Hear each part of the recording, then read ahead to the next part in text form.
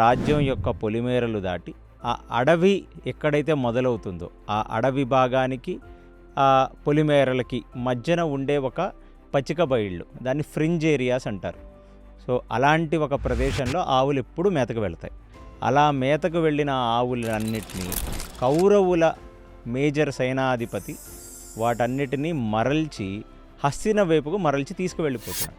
అది చూసిన గోపబాలులు, ఇప్పుడు ఇక్కడ సహదేవుడు లేడు, అక్కడంటే సహదేవుడికి చెప్పారు దక్షిణాన, వాళ్ళల్లో ఉన్న ఒక ఉత్తమాధికారిని ఎవరినో ఒకళ్ళని పిలిచి ఆ గోపబాలులందరూ ఈ ఉత్తరాన ఉన్న ఆవుల్ని పెద్ద సైన్యం మరల్చి తీసుకువెళ్ళిపోతుంది అంటే అసలు అక్కడ ఆ సేనాధిపతికి ఒక పెద్ద డౌట్ వచ్చింది. ఇదేం పట్టిందిరా నాయన, కీచకుడు ఎప్పుడు చచ్చిపోయాడో రాజ్యంలో ఎక్కడ పడితే అక్కడ ఆవుల్ని దొంగతనం చేస్తున్నారు, ఎక్కడైనా యుద్ధానికి వస్తారు జనరల్లీ, ఈ ఆవుల్ని దొంగతనం చేయటం నేను ఎప్పుడూ చూడలేదు, ఇదేం ప్రారాబ్ధం రా నాయన అని అతను ఇక శరవేగంగా పరిగెత్తుకుంటూ రాజ్యం లోపలికి వెళ్ళి మొత్తం కౌరవుల సేన హస్తిన నుంచి వచ్చి ఇక్కడే నిలబడింది. అంటే ఉత్తర కుమారుడు అడుగుతాడు, అసలు అంత పెద్ద సైన్యం ఎందుకు వచ్చింది మన రాజ్యం మీదకి అంటే ఆవులన్నీ మరల్చి తీసుకువెళ్ళిపోతున్నారు.